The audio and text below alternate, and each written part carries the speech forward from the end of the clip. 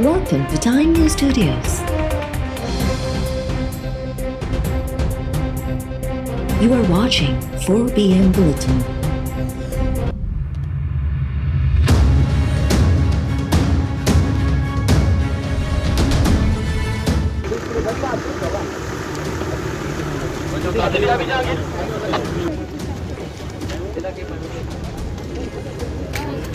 इदारे काम कर रहे हैं उसकी अदा करना चाहते हैं, लेकिन इसके साथ साथ ये भी हम बताना चाहते हैं कि फंडिंग की बहुत कमी है।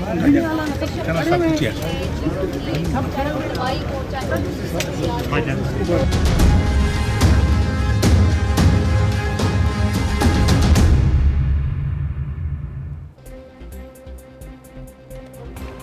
सिंध जे ॿोॾि मुतासिरनि जे लाइ फ़राहम थींदड़ फंड्स तमामु घटि आहिनि। ॿोॾि सिंध में वॾी तबाही मचाई आहे। मुतासिर थींदड़ लखे माण्हुनि में ॻोरहारियूं औरतूं बि शामिल आहिनि। उन्हनि जी तकड़ी सार लहण जी ज़रूरत आहे। नोबेल इनाम याफ़्ता मलाला यूसुफ़ज़ई जूं दादू जे ॿोॾि मुतासिर इलाइक़नि जे दौरे दौरान ॻाल्हियूं। मलाला दादू ऐं जोही जी रिलीफ कैंप्स में औरतुनि ऐं ॿारनि सां मुलाक़ातूं बि कयूं। तालीम वारे वज़ीर सरदार शाह मलाला खे ॿुधायो त ॿोॾि सबबि 20 लख ॿारनि जी तालीम मुतासिर थी आहे। 12,000 स्कूल्स बंदि थी विया। मलाला ॿोॾि मुतासिर औरतुनि सां पट ते पलथी हणी कचहरियूं कयूं ऐं संदन मसइला ॿुधा। मलाला यूसुफ़ज़ई चयो त ॿोॾि मुतासिरनि जे लाइ हर फोरम ते आवाज़ उथारींदसि। वॾे वज़ीर मुराद अली शाह पारां मलाला यूसुफ़ज़ई जे दौरे जी वाखान। वॾे वज़ीर चयो आहे त मलाला जे दौरे सां सिंध जो आवाज़ आलमी सतह ताईं पहुचंदो।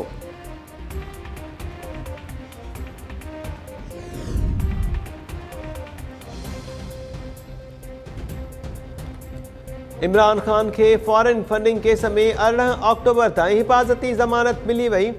इस्लामाबाद हाई कोर्ट इमरान ख़ान जी अंगारे ताईं हिफ़ाज़ती ज़मानत मंज़ूर करे वरिती। 50,000 रुपयनि जा मचलका जमा कराइण जो हुकुम। इमरान ख़ान दरख़्वास्त में सदा कई त वाॻियल अदालत में पेश थियण लाइ हिफ़ाज़ती ज़मानत मंज़ूर कई वञे। इन खां अॻु हाई कोर्ट जे रजिस्ट्रार एतराज़ लॻाए दरख़्वास्त वापसि कई। इमरान ख़ान खे फौरी तौर बायोमेट्रिक कराइण जी हिदायत। चीफ जस्टिस अतहर मिनल्ला जे तलब करण ते इमरान ख़ान अदालत में पेश थियो। अदालत 18 अक्टूबर ताईं हिफ़ाज़ती ज़मानत मंज़ूर करे वरिती।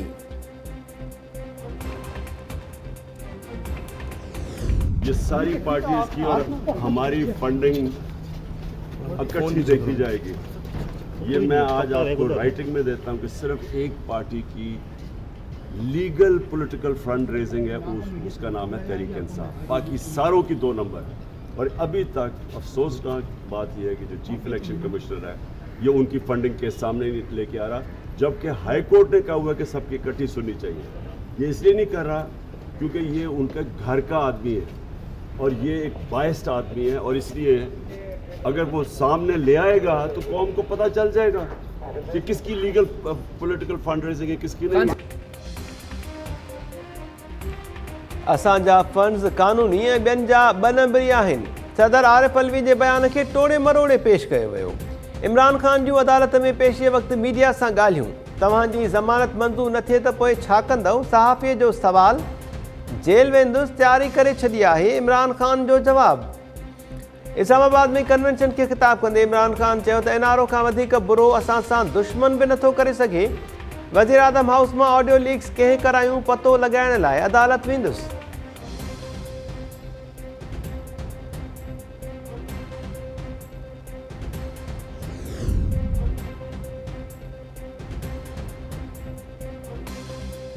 मेगा मनी लॉन्ड्रिंग केस में वज़ीर आज़म शहबाज शरीफ़ ऐं हमज़ा शहबाज जी बरियत वारी दरख़्वास्त ते फ़ैसिलो महफ़ूज़। लाहौर जी स्पेशल सेंट्रल कोर्ट अपील ते फ़ैसिलो महफ़ूज़ करे वरितो।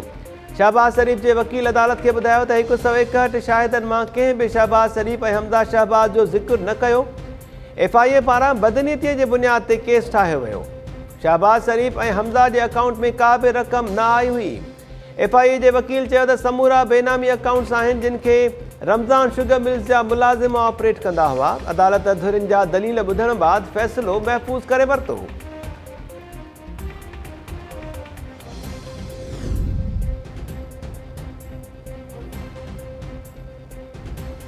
वज़ीर आज़म शहबाज शरीफ़ 2 ॾींहनि जे दौरे ते काज़किस्तान जी राजधानी आस्ताना पहुची वियो। काज़किस्तान जे नायब वज़ीर आज़म शहबाज शरीफ़ जी आजियां कई। सुतसमा वारी वफ़ाक़ी वज़ीर मरियम औरंगज़ेब, मुसद्दिक़ मलिक ऐं ख्वाजा आसिफ बि वज़ीर आज़म सां गॾु काज़किस्तान पहुता।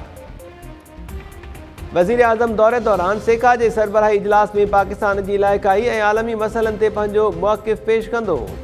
वज़ीर आज़म शहबाज शरीफ़ सेका जे मेंबर मुल्कनि जे सरबराहनि सां मुलाक़ातूं बि कंदो।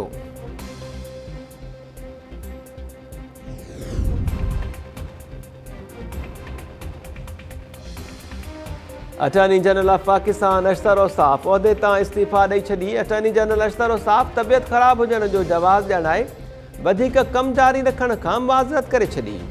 ज़रियनि मूजिबि वज़ीर आज़म शहबाज शरीफ़ अशतर औसाफ खे कम जारी रखण जी हिदायत कई आहे।